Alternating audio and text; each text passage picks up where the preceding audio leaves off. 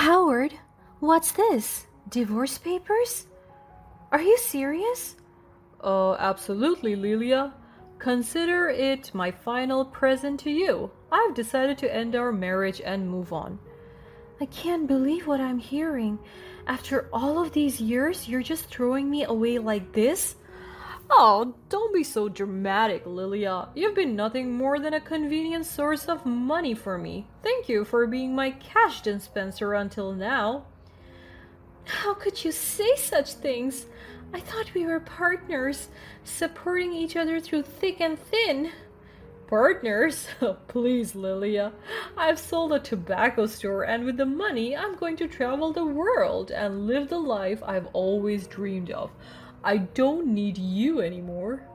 So everything we've built together, the sacrifices I made to pay off your debts, they mean nothing to you?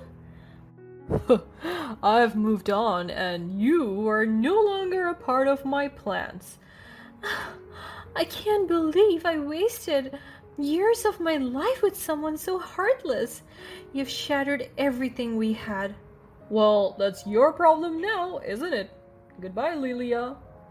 Fine, if that's what you want, but remember, this isn't the end. You will repay me for all the money I have paid on your behalf. I'll make sure of it. Repay you? Don't be absurd, Lilia. You're dreaming if you think I'll give you a single penny. We'll see about that. I won't let you walk away without taking responsibility for your debts. You will regret underestimating me, Howard. Just try and see what you can do, Lilia. If that makes you feel any better. We'll see, Howard. We'll see. My name is Lilia, and this year I turned 46.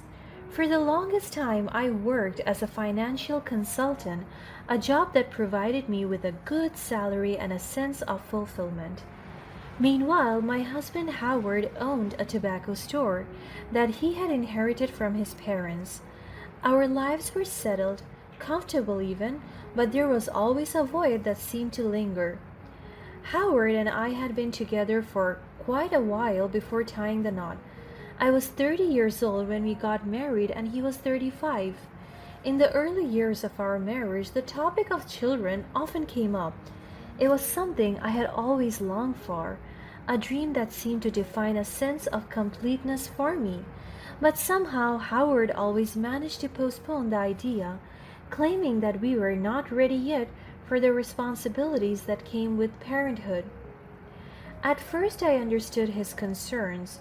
We were both busy building our careers, and it was true that having children would require significant time and effort. But as the years went by, the urgency within me grew stronger. I watched as my friends embraced motherhood, their lives transformed by the arrival of little ones. There was a part of me that longed to experience the same joy, the unconditional love that only a child could bring.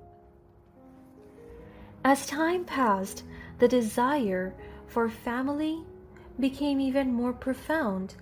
I couldn't help but wonder if I had missed out on something truly extraordinary, something that would fill the void within me. Days turned into weeks, and weeks turned into months. Each moment was a reminder of the life I had yearned for but couldn't have. Still, I tried to be happy with what we had, pretending like I could cope with the doubts. On one particular day, I was searching for my missing wallet. I was in such a big hurry, and so I found myself rummaging through Howard's belongings, thinking he might have mistakenly put it in his bag. Amongst the scattered papers and other items, I stumbled upon a crumpled piece of paper that instantly caught my attention. It was a reminder to Howard about a staggering 300,000 debt. Confusion and worry immediately struck me as I tried to make sense of the situation. How could Howard have accumulated such a significant debt without my knowledge? So many questions swirled in my mind, leaving me both bewildered and concerned about our financial stability. When Howard returned home, I confronted him about the discovery, desperately seeking an explanation for this hidden burden. With a mixture of guilt and resignation, he admitted that the debt was connected to the tobacco store. During slow months, he had occasionally delayed payments, hoping that the situation would improve. However, the accumulation had reached a daunting level, leaving him overwhelmed and uncertain of how to rectify it. Though Howard assured me that everything was under control, the weight of the debt hung heavily in the air, casting a shadow over our lives. He asked me to help him shoulder the burden, emphasizing my relatively good income as a financial consultant. To be completely honest, I hesitated. I don't know if I was happy with Howard at all. However, I couldn't bear the thought of his store crumbling under the weight of the debt. I sat him down and had a serious conversation with him. Howard, we need to talk. It's about our future, about the dreams we have put on hold for so many years. What's on your mind, Lilia? It's about children, Howard. I have always wanted them, and I have waited patiently, hoping that one day we would be ready. But time keeps slipping away, and I need to know if a family is something you desire. Oh, Lilia, you know how much I love you. It's not that I don't want kids, it's just, I have been so occupied with our financial situation. Howard, if having a family is not in your heart, then maybe it's time we consider separating. No, Lilia, please, don't say that. I can't imagine my life without you. We have a significant debt hanging over us, and we need to be in this together. I love you, and I can do whatever it takes to build a family with you, including shouldering this debt. But I can't do that if that's not what you want. I understand, Lilia. I have let you down in so many ways, and I'm truly sorry. If you give me the chance, I will work tirelessly to repay the debt, to provide for our future, and to be the partner you deserve. Okay, Howard, I will give us this one more chance. But know that this is not just about the debt. It's about building a life that fulfills both of us. Thank you, Lilia. I won't let you down. From that moment forward, my life transformed into a relentless cycle of work and dedication. I threw myself into my career, pushing harder than ever before to earn more money, determined to make advance payments and chip away at Howard's debt. Sleep became a luxury as my mind was consumed by numbers, calculations, and other work-related tasks. As the months passed and the debt slowly began to diminish, with each payment a glimmer of hope emerged. I pressed on, holding to my commitment to rescue Howard and our dreams. The debt became more than a financial obstacle, it became a symbol of our struggles. Little did I know that this uphill battle was preparing me for an unforeseen turn of events that would challenge everything I thought I knew about my own marriage. On the day that marked the final payment, anticipation and joy swelled within me. I was so happy as I could finally lift the huge burden off my shoulder. I had meticulously planned a special celebration eager to commemorate our triumph. There was an underlying anticipation within me to mention the subject of children once more. After all, if we didn't do it then, we will never have the time to do it ever. As the evening approached, I prepared a heartfelt speech in my mind, ready to express my desire to embrace parenthood. I envisioned a future free from financial constraints where our love would intertwine with the laughter of little ones. I bought flowers and a cake before decorating our living room just to wait for Howard to come back home to a great surprise, but fate had a different plan in store for me. To my utter shock, the door swung open and Howard entered, holding a stack of papers in his hands. His face was cold. Without a word, he handed me the papers, and as soon as I looked down at them, I was speechless. They were divorce papers. A wave of disbelief crashed over me as I struggled to comprehend what was happening. Howard, what's this? Divorce papers? Are you serious? Absolutely, Lilia. Consider it my final present to you. I've decided to end our marriage and move on. I can't believe what I'm hearing. After all these years, you're just throwing me away like this? Oh, don't be so dramatic, Lilia. You've been nothing more than a convenient source of money for me. Thank you for being my cash dispenser until now. How could you say such things? I thought we were partners, supporting each other through thick and thin. Partners? Please, Lilia. I have sold a tobacco store, and with the money, I'm going to travel the world and live the life I have always dreamed of. I don't need you anymore. So, everything we built together, the sacrifices I made to pay off your debts, they mean nothing to you? I've moved on, and you're no longer a part of my plans. I can't believe I wasted years of my life with someone so heartless. You've shattered everything we had. Well, that's your problem now, isn't it? Goodbye, Lilia. Fine, if that's what you want. But remember, this isn't the end. You will repay me for all the money I have paid on your behalf. I'll make sure of it. Repay you? Don't be absurd, Lilia. You're dreaming if you think I'll give you a single penny. We'll see about that. I won't let you walk away without taking responsibility of your debts. You'll regret underestimating me, Howard.